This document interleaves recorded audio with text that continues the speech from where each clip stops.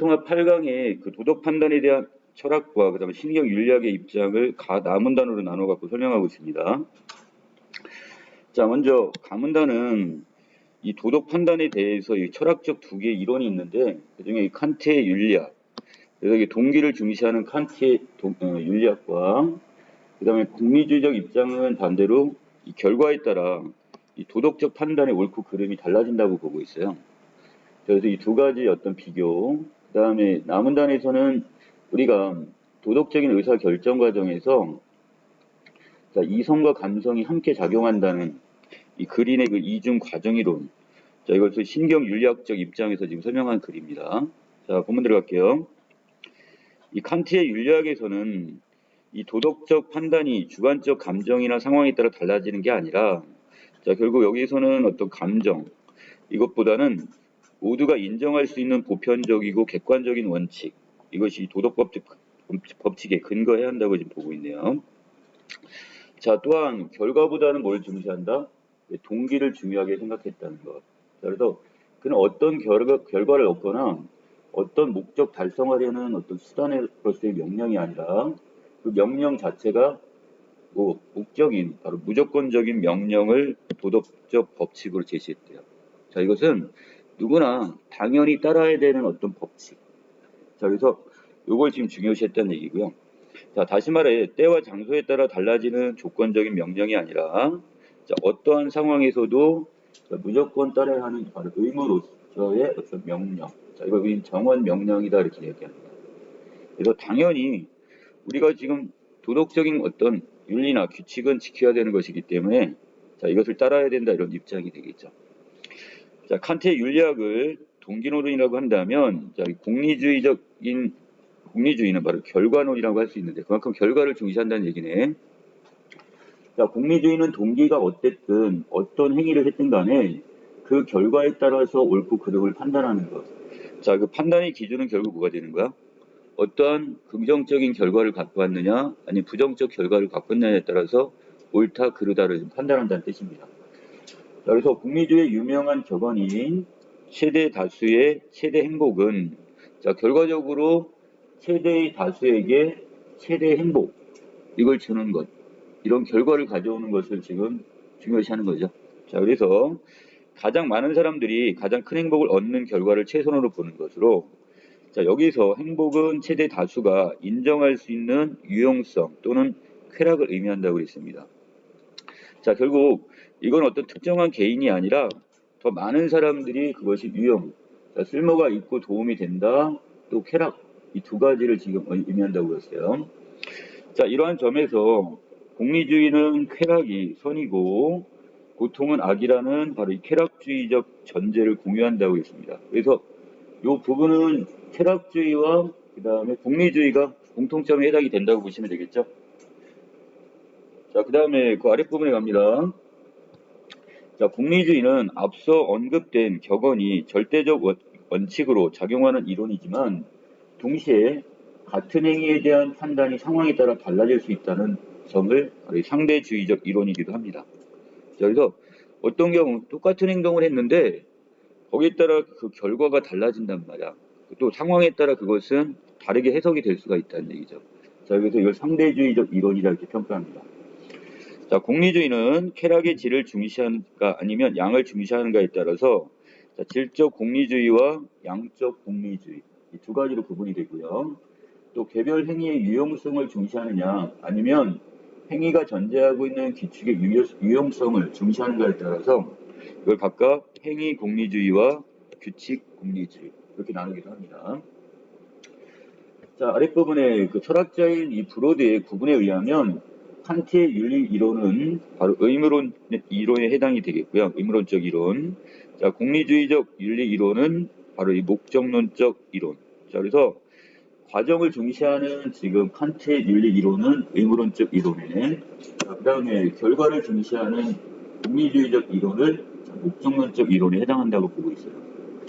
자, 그에 따르면 자, 칸트의 의무론적 이론은 어떤 종류의 행동이 언제나 어떤 종류의 환경에서나 어떤 상황에서나 그 행동의 결과와 상관없이 옳거나 그르다고 주장하는 이론입니다. 자, 그래서 자, 이거 의미론적 이론이란,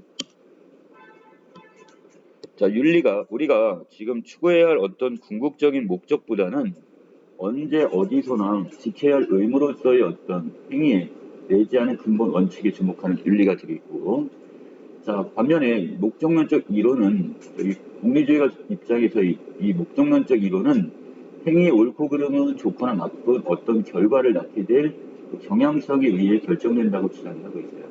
여기서 결국 결과가 옳은, 자, 결과가 좋게 나타나면 그건 뭐가 되는 거고, 그것은 옳은 것이고, 자, 반대로 결과가 나쁘다면 그것은 결과보다 그른 것이다. 이렇게 보는 거죠.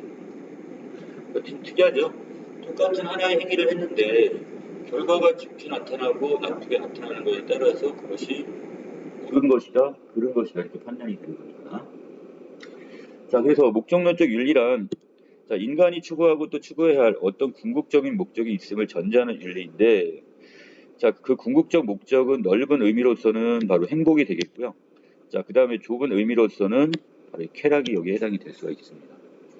자, 여기서는 최선의 결과를 가져오는 행위가 선하고 옳은 행위로 지금 보게 되는 거죠. 자, 다음 넘어갑니다. 자, 이번에는 이 도덕 판단에 관한 연구들은, 자, 이성을 중시하는 입장하고 직관이나 감정. 자, 그래서 이것을 감정의 역할을 중시하는 입장으로 대별되는데, 자, 그리는 이 도덕 판단의 과정에서, 자, 이성이나 감정이 각각 단독으로 작용하는 게 아니라 이 복합적으로 작용한다고 주장합니다.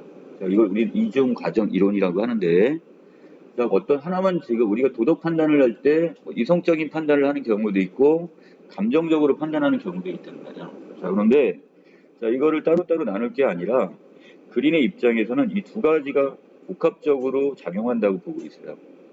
이를 뇌의 반응과 관련지어 설명하는 바로 신경 윤리학의 입장에서 이중 과정 이론을 제시하게 됩니다.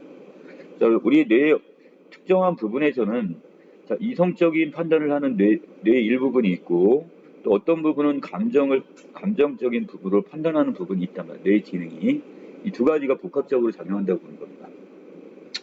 자, 이에 따르면 인간의 뇌는 도덕 판단이 필요한 상황에서, 자, 유연성을 특징으로 하는 수동 모드와 그 다음에 효율성을 특징으로 하는 이 자동 모드로 작동이 되는데, 자, 도덕적 판단은 이 수동 모드에서 이성적 추론을 통해 유도되거나 또 자동 모드에서 감정적 형태를 갖는 직관의 형태로 도출되며 이들이 복합적으로 작용해 도출된다고 봅니다. 자, 다시 정리하면요. 결국 이성적인 추론에 의해서 작동하는 것은 수동 모드가 되는 거고, 자, 그 다음에 감정적인 어떤 형태를 가지면서 작동하는 것은 자동 모드. 이렇게 좀 나눠놨습니다. 자, 그리는 서로 상이한, 서로 다른 행위 방식과 그 다음에 동일한 행위 결과로 구성된 두 종류의 딜레마를 제시하면서 도덕 판단의 원리를 규명하고자 했는데, 자, 이게 바로 여기 있는 트롤리 딜레마와 그 아랫부분에 있는, 자, 인도교 딜레마입니다. 자, 먼저 트롤리 딜레마의 상황은 달리고 있는 이 트롤리 앞에, 자, 5명의 인부가 있어요. 자, 이들은 이 트롤리에 치여 죽게 될 것 같아요. 만약에 그대로 이거를 놔두면, 자, 이런 위기 상황인 것 같은데, 자, 이때 선로 변환기를 당기게 되면 당신은 옆 선로에 일하던 인부 1명을 죽이게 되지만 대신 5명을 구할 수가 있대요. 자, 이게 만약에 지금 직진하고 있는 이 트롤리를 지금 멈춰 세울 수는 없어요. 자, 근데 방법은, 자, 만약에 이게 직진하게 되면 앞에 5명의 인부가 치여서 죽게 되고요. 자, 한 가지 방법은 바로 뭐냐면 그 선로를 변경할 수 있는 차단기를 이렇게 변환기를 당기게 되면 이 트롤리가 지금 방향을 선회해서 지금 거기 그쪽에서 일하는 1명의 지금 인부가 죽게 됩니다. 자, 이 경우 과연 이 선로 변환기를 당기는 행위가 과연 이게 타당한가, 이거에 대한 질문이 던져졌네요, 지금. 자, 이게 트롤리 딜레마고요. 자, 또 하나는 그 인도교 딜레마인데, 이것은 달리고 있는 트롤리 앞에 5명의 인부가 있고요. 당신은 그 선로 위에 인도교 위에 서 있어요, 지금. 자, 그리고 그 옆에는 큰 체구의 남자가 1명 서 있습니다. 당신이 만약 5 인부를 구할 수 있는 유일한 방법은, 이번엔 선로 변환기를 당길 수 있는 게 아니라 자기 옆에 있는 사람을 밀어버리는 거야, 선로로. 그러면 이거에 의해서 결국 건장한 체구의 사람이 트롤리에 치이면서 트롤리가 멈추게 되는 거예요, 지금. 자, 그러면, 자, 트롤리를 멈추게 되는데, 이때 이 행위는 도덕적으로 과연 이것이 허용이 돼야 되는 것이냐, 여기에 대한 겁니다. 결국, 어떻게 되었던 사람 하나는 죽게 되고, 5명의 인부를 구하는 건 동일한 상황이잖아요, 지금. 자, 그런데, 이때 5명을 살리기 위해서 서로 벼랑기를 당길 거냐, 아니면 멀쩡하게 지금 인도교에 서 있는 이 사람은 지금 그냥 가면 이 트롤리의 움직임에 전혀 상관이 없기 때문에 이 사람은 그냥 살아. 근데 이 사람을 지금 어떻게 되는 거야? 선로로 밀어버린단 말이야. 그렇게 하면서 그 사람을 죽게 만들었단 말이죠. 자, 트롤리 딜레마에서 이 85%의 피험자들은 선로 변환기를 당기는 것이 옳다고 했지만, 자, 인도교 딜레마에 대해서는 12%의 피험자만이 큰 체구의 남자를 미는 행위가 옳다고 판단합니다. 좀 다르죠? 자, 이게 달라질 수 있는지 못 될까요? 하나는 지금 선로 변환기를 작동시키는 거고, 하나는 살아있는 사람을 밀어버리는 행위란 말이죠.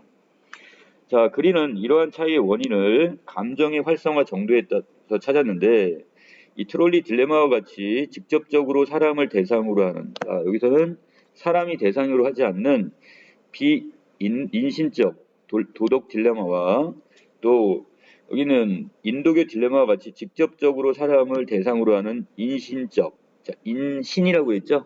자, 사람인자의 몸신자예요. 자, 사람의 몸을 대상으로 하고 있는 도덕적 딜레마 상황에서는 판단의 정당한 가능성과 별개로 자, 불승인의 반응이 더 강하게 활성화되며 자, 이러한 감정 반응이 판단에 영향을 끼친다는 겁니다. 자, 다시 자, 우리가 사람하고 상관이 없는 이 변환기를 작동시키는 거기 때문에 이건 비인신적 도덕 딜레마가 되겠어요. 자, 하지만 사람을 직접 미는 거잖아요. 몸을 밀기 때문에 이건 인신적 도덕 딜레마가 됩니다. 자, 이 경우에 지금 어떤 사물이 아니라 사람을 민다는 행위 자체는 우리가 어떻게 돼요? 자, 이게 이건 안 돼. 사람을 밀 수는 없어. 그렇기 때문에 이 경우는 지금 뭐가 나름대로 감정이 활성화되고, 자, 이 불승인의 감정 반응이 강하게 활성화되는 거야. 불승인이라고 했으니까 승인이 안 된 거야. 감히 어떻게 사람을 밀어? 자, 이런 감정이 더 어떻게 활성화가 돼버린단 말이야. 자, 이것이 결국 도덕적 판단에 어떤 영향을 끼치게 되고요. 자, 그리는 fMRI 촬영 결과를 분석하고 딜레마 상황에 대한 응답을 도출하기까지의 소요 시간을 비교함으로써 자신의 주장을 뒷받침합니다. 직접적인 사고가 아니라 가정적 상황에 실험을 하는 거야, 지금. 그리고 거기에서 사람들이 얼마나 즉각적으로 대답을 하느냐. 그때 그 뇌의 상태를 지금 이렇게 촬영을 하게 되는 겁니다. 자, fMRI 촬영에서 트롤리 딜레마를 마주한 피험자들에게서는 자, 고차적이고 숙고적인 인지 처리에 관련된 대뇌 영역이 활성화가 되었대요. 자, 이 부분은 결국 어느 부분? 자, 이성을 주관하는 부분이 될 겁니다. 대뇌 영역. 자, 거기에 비해서 인도교 딜레마를 접한 피험자들은 자, 감정 처리와 연관성이 깊은 대뇌 영역이 활성화되는 모습이 관찰되었습니다. 자, 판단이 달라졌죠? 그 대뇌의 부분 중에 한쪽은 이성을 판단하는 부분이 활성화됐고, 자, 또 한쪽에서는 감정을 처리하는 뇌 부분이 활성화되었단 말이에요. 자, 또한 응답에 소요되는 시간을 비교한 결과 비인신적 도덕 딜레마, 이거는 뭐야? 변환기를 작동시키는 거잖아요. 자, 에 대한 긍정적 응답의 도출에 소요된 시간과 부정적 응답의 도출에 소요된 시간 사이에는 근소한 차이가 존재했대요. 별로 큰 차이가 없었다는 얘기야. 자, 이는 도덕과 무관한 딜레마에서의 긍정과 부정 응답 사이의 차이와 비슷한 수준이었고요. 자, 이와 달리 이번엔 인신적 도덕 딜레마 부분입니다. 사람을 미는 이 행위, 여기에 대해 긍정과 그다음에 부정 응답에 걸리는 시간의 차이는 비인신적 도덕 딜레마, 아까 위에서 얘기했던 트롤리 딜레마, 이 상황에서의 응답 유형간 소요 시간 차이에 비해 2배 이상, 또 도덕과 무관한 딜레마 상황에 대해서는 응답 시간 차이에서는 자, 3배 정도의 어떤 차이를 보이게 되네요. 그만큼 어떻게 되는 거야? 사람을 미는 행위에 대해서 더 많이 고민을 한다는 얘기가 되겠죠. 자, 그래서 그리는 이러한 발견과 더불어서 다양한 딜레마 상황에 대한 실험 결과를 토대로 해서 자, 다음과 같은 주장을 추가하게 됩니다.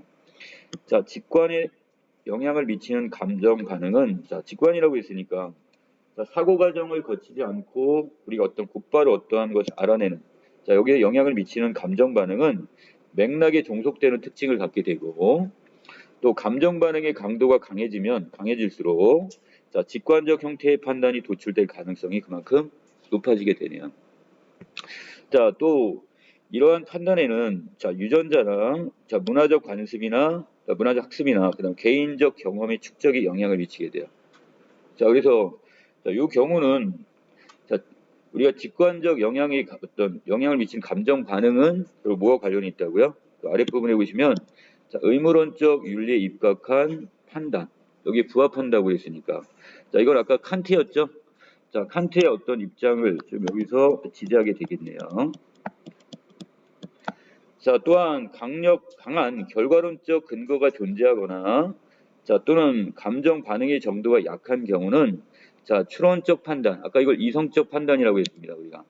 자, 이거의 도출 가능성이 높아지면 이런 목적론적 윤리에 입각한 판단에 주로 부합하는 경향. 자, 그렇다면 자, 이것은 어디에 가까운 거예요?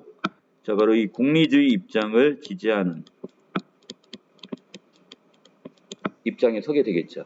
자, 이렇게 지금 두 개로 나눌 수가 있는데, 자, 이걸 우리 가문단에서는 칸트와 공리주의를 비교 설명을 했고, 자, 이것을 아랫부분에서는 이 이중 가전 이론으로 해서 이성과 감성을 지금 이야기하고 있는데, 자, 그것이 어떻게 갈까?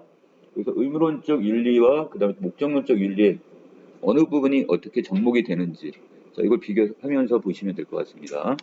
자, 여기까지 내용 정리 마칠게요.